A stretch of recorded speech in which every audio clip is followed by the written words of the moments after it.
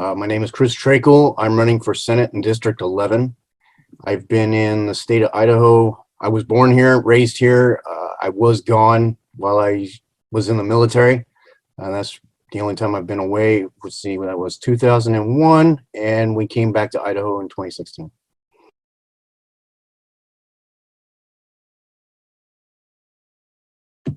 I'm running for my office because what we've seen the past couple of years since I've got back to Idaho, but especially in the past couple of years with the pandemic and the way our government's handled things, is we're starting to see the government getting away from its original intent and purpose, which was to serve the people, and the people are the ones that have the power in that.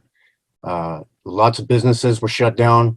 We had people arrested for going to church. We had people arrested going to public places. It got ridiculous, and that's not the America that our founding fathers set up, and that's not the America that we all came to love and know. So I'm running to return it back to where it's at.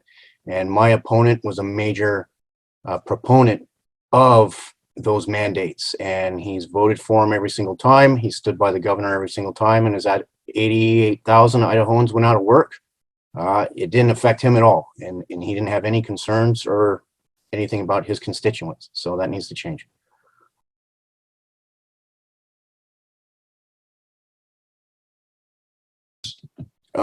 Military.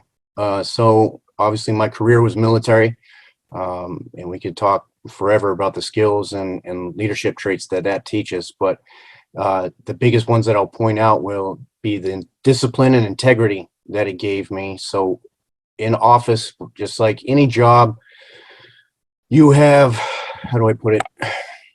I'm just going to say it.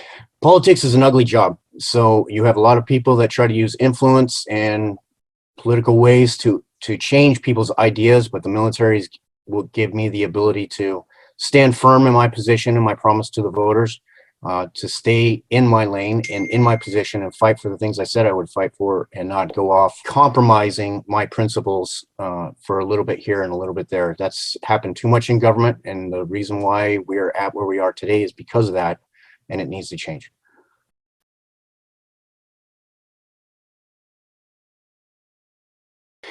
I would say they're almost 50-50 with me.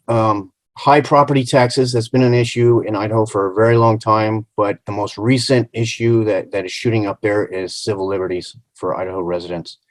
Like I said earlier, we've seen with the pandemic, the government basically coming in and quarantining healthy people, removing your medical freedom from you, removing your religious freedoms from you, removing your freedom of speech, and your right to liberty. All that got put on hold, which was not correct at all during the pandemic. And then, so to talk about property taxes, Idaho's had this problem for a very long time, and our legislators that we have now keep promising property tax relief, but it's always kicking the can down the road. They never ever do anything about it. They never get it through. But every year you can look at legislation for tax exemptions for big business, or the Facebook that's coming in now. They got massive amount of tax exemptions. They get it every year, but property tax, or property owners aren't receiving the property tax relief that they need, and it's becoming an undue burden on the property owner. And it's definitely affecting those that are on pensions, for example, the elderly, people on disability, people on Social Security, so on and so forth. As their property taxes rise, they're losing their homes that they've lived in for 30, 40, 50 years. It's happening to my neighbor right near me. They can barely afford where they're going to be at, and so they don't have the option of being able to go out and get another job. So property tax is a big deal, and to keep people in their homes, we need legislators that will actually push for real property tax relief and make it a reality this next coming session, not 5 years down the road, 10 years down the road.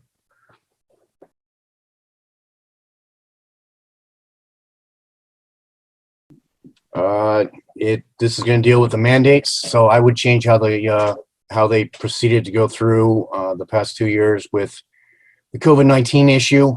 Instead of forcing so many Idahoans out of jobs and lockdown and the situation that they're in now, I wish they would have turned it around, and government should have came out with safety guidelines, and left the ultimate responsibility to the business owners and the people themselves. to decide what was done, because that's where the power's at. That's where the people make the choice, and responsibility to safety is in each of us. And that's where it needs to be.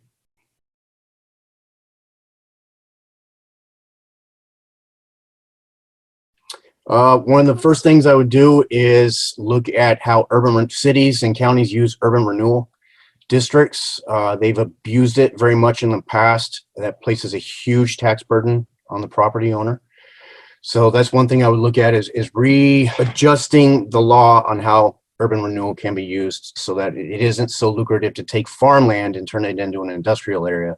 It needs to go back to what it was originally. If it's a blight or safety hazard to the city, then urban renewal can be used. So that's one way. Another one is return the homeowner's exemption to 50% of the value of your home. That was its original intent. As soon as they put a cap on it, that created a whole lot of problems there. Another one would be grocery tax repeal. Another one would be, I would love to reduce salaries of elected officials, but I'm pretty sure that's going to be difficult to do. That would be another good one, because the majority of our tax budget goes to salaries. And I'm talking about elected officials, not the workers. Reduce the tax on gas, and look at alternative means for the government to generate revenue.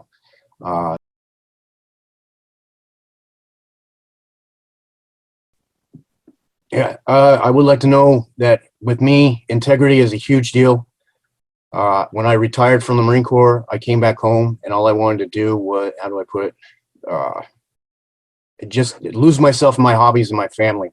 But the issue that I saw with rising property taxes and everything going on, I couldn't do that. So we have too many legislators today all throughout the state of Idaho that are in it for big business, big pharma, or the federal government. They're taking the money. That needs to stop. Idaho needs to become Idaho again. And the only way we're going to do that is by electing people that are not career politicians and are not tied to special lobbyist groups. And only those people that want to help the people of Idaho is who we need to elect to change things.